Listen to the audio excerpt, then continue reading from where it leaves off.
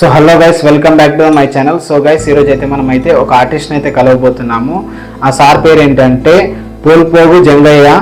So ఈ sir paintings ఎలా ఉంటాయో మీకైతే చూపిస్తాను. సో ఈ వీడియో అయితే స్కిప్ చేయకుండా అయితే చూడండి. సో గైస్, వెళ్ళగానే అయితే సార్కి అయితే కలిసాము. సో సార్ అయితే మనకైతే సార్ పెయింటింగ్స్ గురించి అయితే ఎక్స్ప్లెయిన్ అయితే చేస్తున్నారు.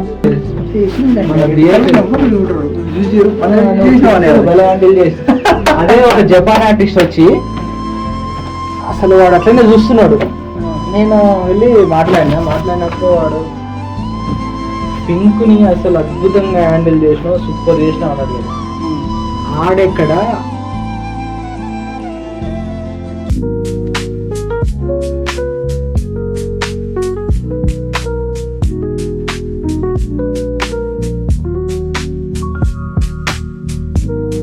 వాడు వచ్చి దాని గురించి వాడు ఎక్స్ప్లెయిన్ చేస్తుంటే నేను షాక్ అయినా. అందులో థింగ్స్ అన్నిటిని అమ్మాయికి భలే అర్థమైంది పెయింటింగ్ అని అనుకున్నాను నేను. అసలు అర్థం కాదు అంటే ఎంత నాలెడ్జ్ ఉంటే ఆయనకు అర్థమవుతుంది అంటే ప్రతి ఆబ్జెక్ట్ రీడ్ చేయగలిగింది. ఇప్పుడు ఇది ఉండేది ఒకటి చేప ఉంటుంది, అసలు ఇది చాలా దుఃఖకరమైంది.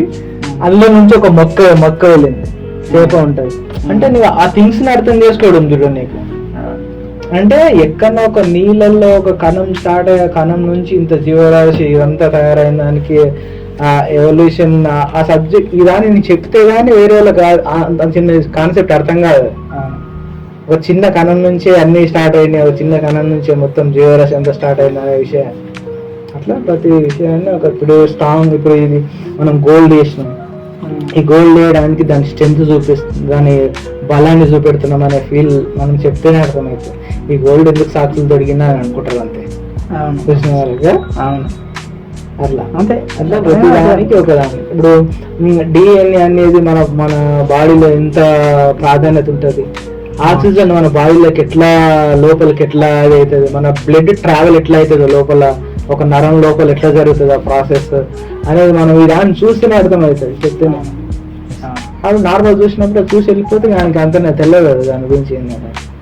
ఇప్పుడు మనం మాట్లాడుతున్నాం, మన నుంచి ఒక వాయిస్ వస్తుంది, కానీ ఇది మన లాంగ్వేజ్, మనకి లాంగ్వేజ్ తెలుసు కాబట్టి మనకి ఇది అర్థమైంది. కానీ ఈ దానికి కూడా భాష ఉంటుంది, ఇవి కూడా మాట్లాడుకుంటాయి. ఇదే అంటే ఆ లాంగ్వేజ్ ఇప్పుడు మనకు అర్థం కాదు కాబట్టి మనకు దాన్ని విజువలైజ్ చేయలేకపోతాం.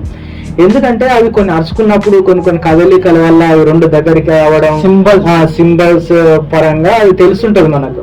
ఇది అరిచేవాడిగా దగ్గరకు వచ్చి దాని మూతి ఇట్లా వాడుకొని అట్లా చేయడం వల్ల ఆ ఫీల్ ఒక లాంగ్వేజ్ మాట్లాడుకుంటాయి అన్నమాట. అది ఆ పుంగ చూపెట్టడానికి మీనింగ్ అదే అంటే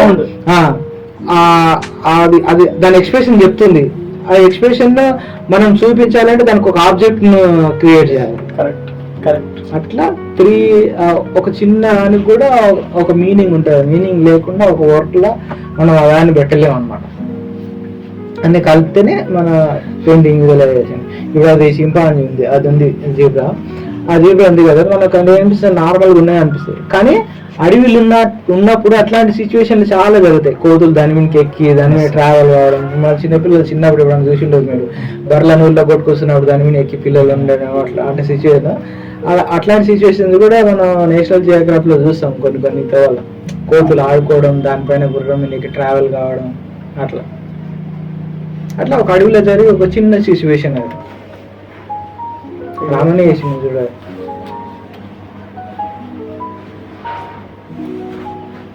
అట్లా అదేమో మదర్ లోపల బేబీ అండ్ అవుటర్ హోమ్ అనమాట. ఆ లీప్ ఉంది చూడు, ఆ లీప్ అనేది స్పెషాలిటీ అనమాట. మనకు మదర్కి ఎట్లా 9 months ఉంటుందో ఆ లీఫ్, ఆ తీగ కూడా ఒక మొగ్గ వచ్చి కాయడానికి 9 months టైం పడుతుంది ఆ లీఫ్. అట్లా దానికి రిలేటెడ్ చూపెట్టి అదన్నీ చూపెట్టడం అనేది అట్లా. ఇక్కడ మదర్ చేసింది అదేమో ఇప్పుడు మ్యాక్సిమమ్ యాపిల్స్ తీసుకెళ్ళి మనం మదర్స్కి ఇస్తుంటాం, కానీ దానిపైన ఒక వ్యాక్సిన్ ఉంటుంది, దానిపైన ఒక అది ఉంటుంది అని మనకు తెలియదండి. గ్రీన్ యాపిల్ అంటే ఇంకా స్పెషల్, దానికి స్పెషల్ క్యారెక్టర్ ఉంటుంది, దానికి ఇంకా ఎనర్జీ ఫుడ్, మంచి ఫుడ్ అని తీసుకొని మనం ఇస్తాం. కానీ దానిపైన ఒక యాపిల్ నిజంగా చెట్టుకు వండింది, అది కొన్ని రోజుల్లోనే మురిగిపోయి అదైపోతుంది. నేచర్లో ఏదైనా సరే దానికి ఒక పీరియడ్ ఆఫ్ టైం ఉంటుంది, ఇన్ని రోజులు ఉండాలని చెప్పి. మనం ఎప్పుడైతే దానిపైన ప్రిజర్వేటివ్స్ యూజ్ చేసినప్పుడు ఏమవుతుందంటే అది కొన్ని రోజులు నిల్వ ఉండడానికి. అవేంటి కెమికల్స్ అవి.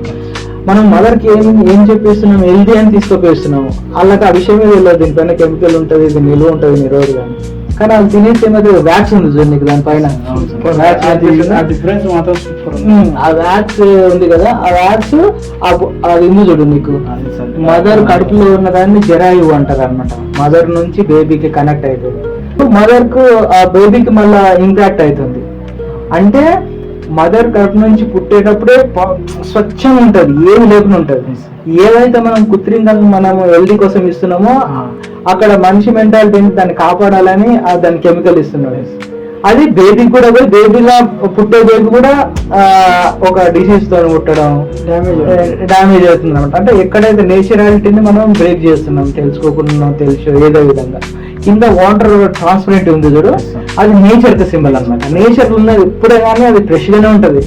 మనిషి చేతికి ఎప్పుడైతే వస్తుందో, మనిషి ఎప్పుడైతే అక్కడ అడుగు పెడతాడో అది కొంచెం పొల్యూట్ అయిపోతుంది, పొల్యూట్ జరిగిపోతుంది అనమాట. అట్లా నీకు ఒక చేప ఇట్లా పైకి వచ్చి ఇట్లా నెత్తి పైకి ఎట్టి, అది నోరు పైకి ఎట్టి ఉంది చూడు.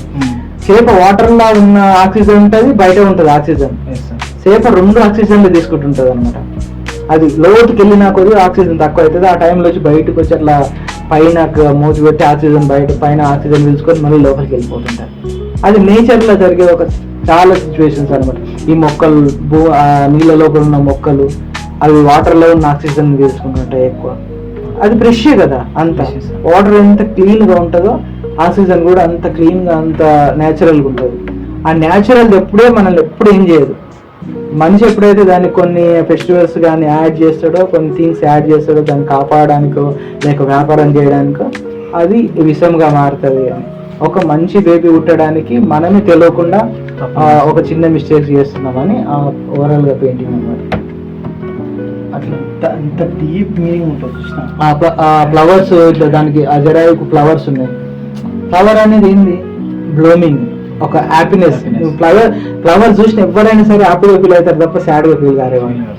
మనం దానికి ఒక ఆబ్జెక్ట్ తీసుకొని దానికి యాడ్ చేస్తున్నామంటే అది ఒక హ్యాపీనెస్ ఫీల్. ఇప్పుడు ఈ మనిషి ఈ జీవితం విధానంలో బర్త్ అనేది చాలా యూనిక్ థింగ్. అది వాడు పెళ్లి చేసుకొని బర్త్ లేదు అని అంటే వాళ్ళు ఇక జీవితాంతం ఒక సాడ్గానే ఫీల్ అవుతుంటారు. అంత స్పెషల్ ఉంటుంది అనమాట బర్త్ అనేది. ఇప్పుడు ప్రతి జీవరాశిలో అది ఉంటుంది కంపల్సరీ. అన్ని నువ్వు ఏ జీవరాశిని చూసుకో, పక్షులు చూసుకో, రెండు పక్షులు గూడు కట్టుకుని ఉంటాయి. జంతువులు చూసుకో, ఆ టైం వచ్చినప్పుడు కంపల్సరీ 2 కరెక్ట్ ఉంటాయి. అట్లా ఏ దాన్ని తీసుకున్నా ఆ జీవం బర్త్ కావడానికి ఈ లోకం ఇంకా కొంచెం ముందలుకోవడానికి అది మెయిన్ ఇంపార్టెంట్ అనమాట. హ్యాపీ మూమెంట్, అది చాలా డెలికేటెడ్ హ్యాపీ మూమెంట్ మన సొసైటీలో. అది ఆ లతను చూపించి ఆమె దగ్గర వచ్చి ఆ ఫ్లవర్స్ ఉండడం అదంతా ఆమె ఒక మూడ్లో ఉంది, ఒక సైలెంట్ మూడ్లో ఉంది. ఈ ప్రాసెస్ ఎప్పుడే కానీ మదర్ బేబీ ఉన్నప్పుడు మదర్ ఎప్పుడైతే నిద్రపోతుందో బేబీ లోపల తిరుగుతుంటుంది అనమాట లోపల. అది అప్పుడు ఆమె ప్రశాంతంగా ఉంటుంది. అట్లా అట్లా అట్లా అన్ని థింగ్స్ని అలా యూజ్ చేసి అడిగెట్టిన. ఇప్పుడు ఇది కాదు, ఇది కొంచెం పెరుగుతుంది కదా. ఇది 3/4 ఇది సైజు. 3/4 3.5/4 4.5 3.5/4.5. దీనికి 6 ఇంచులు 6 ఇంచులు 6 ఇంచులు అడ్డం ఒక 6 ఇంచులు అద్భుతంగా ఉంటుంది అంత సైజు. అవును, కానీ అద్భుతమైందబ్బా. అది వచ్చిన ప్రతిసారి నాకు అదే అపీరెన్స్ మస్తు కనపడుతుంటుంది. ఎందుకంటే దాన్ని ఆ సైజులో కంపోజ్ చేయడం జస్ట్ ఒక ఐడియా అంతే.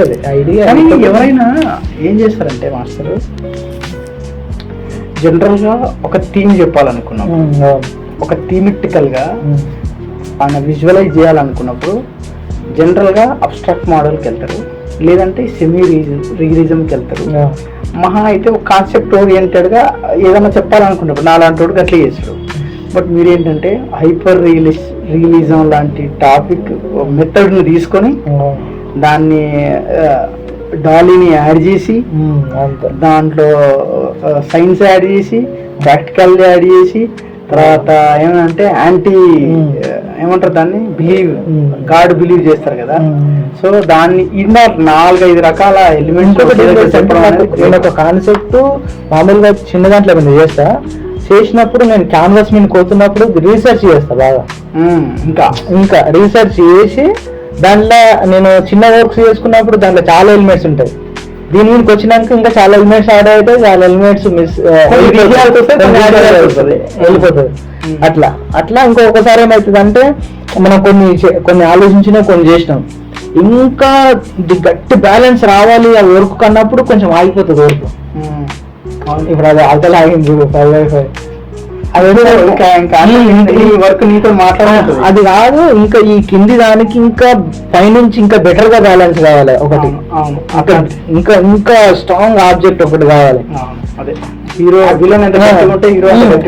అట్లా దానికి ఆ నేచర్ ని యాడ్ చేయాలని డిసైడ్ అయిపోయినాం. అట్లా అప్పుడు దానికి కరెక్ట్ బ్యాలెన్స్ అయితే అట్లా గొప్పగా దానికి సేమ్ అదే కంపోజిషన్, అదే టెక్చర్, అదే ఫీల్, సైజు కూడా అద్భుతమైన సైజు. అట్లాంటి ఒక 30 చేసినాక మాస్టర్ అది వీడికి వేరే ఫీలింగ్ రాదు, తీసుకొని పోతారు కంపల్సరీ. అంత బాగుంది. సో గైస్, మా చందు సార్ అయితే మాకైతే మెటీరియల్ గురించి అయితే ఎక్స్ప్లెయిన్ అయితే చేస్తున్నారు. కానీ ఎంత మెటీరియల్ ఉంది కదా ఆయనకి అసలు. Sir great.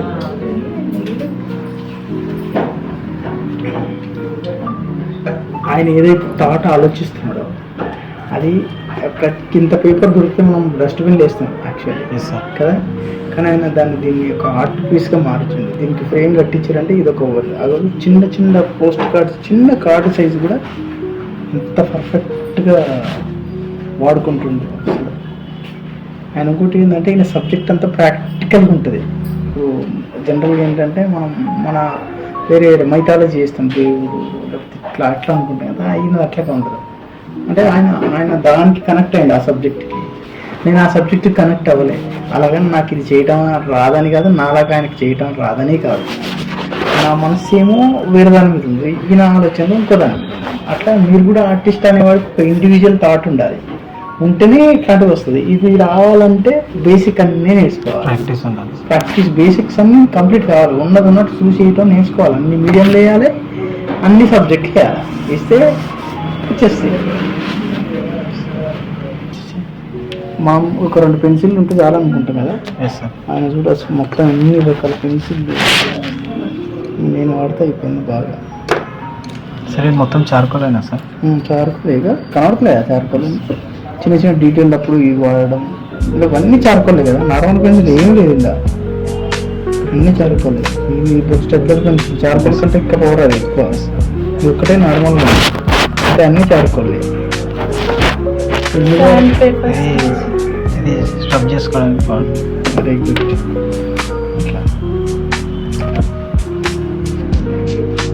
ఇంట్లో కూడా అవే వేసుకోండి స్కెచ్లు.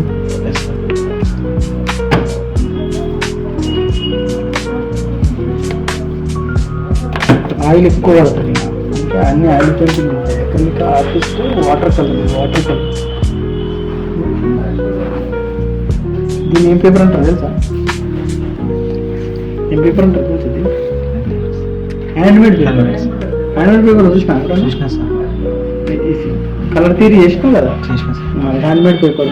కాకపోతే హ్యాండ్మేడ్ పేపర్లో డిఫరెంట్ పేపర్స్ ఉన్నాయి. ఇది వాటర్ కలర్. మీకు వాటర్ కలర్ అనే విషయం తెలుస్తుంది.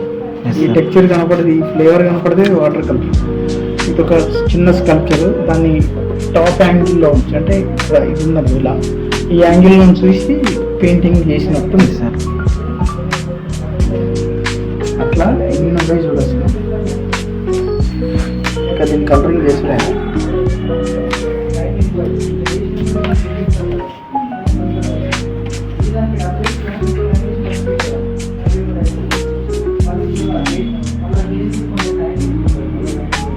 అన్నట్టు ఎంత పర్ఫెక్ట్గా వచ్చింది. అది అంతే, ఇక చదువుకుంటే అన్నీ వస్తూనే ఉంటాయి. ఎన్ని ఉన్నాయి కదా, నేను షో చేస్తే ఎన్ని అయిపోతాయి ఒకసారి.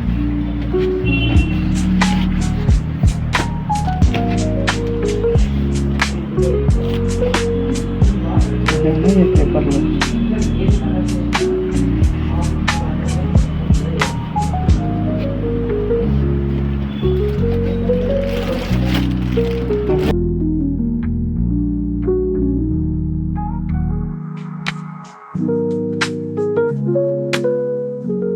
ఒక్కొక్కరు ఒక్కొక్క పెయింటింగ్ పార్టిసిపేషన్ చేస్తున్నారు. నాది కూడా సేమ్ ఇదే సైజ్ ఉంటుంది పెయింటింగ్, నవంబర్ డిసెంబర్ 5x5 అందరూ ఒకటే సైజు మెయింటైన్ చేస్తారు. బట్ ఎవరు ఆర్ట్ ఒరిజినల్ ఆర్ట్ వాళ్ళు చేస్తారు. ఆయన ఈ టాపిక్ ఉంటుంది, నా బొమ్మలు ఎట్లుంటాయి, నా బొమ్మలాగా నాది ఉంటుంది, ఇంకోటిలాగా ఇంకోటి ఉంటుంది. అట్లా ఈయన కాన్సెప్ట్ సేమ్. నాకు తెలిసి బ్రాహ్మణ్ అనుకుంటా, అదో జంజం వేసిందంటే అదే. సో వాటికి సంబంధించిన ఆయనకి ఏదో కాన్సెప్ట్ చెప్తారు, సేమ్ రిలేటెడ్ కాన్సెప్ట్. కానీ భలే ఉంది. సరే మొత్తం యాక్టివిటీ ఎక్కినా సార్.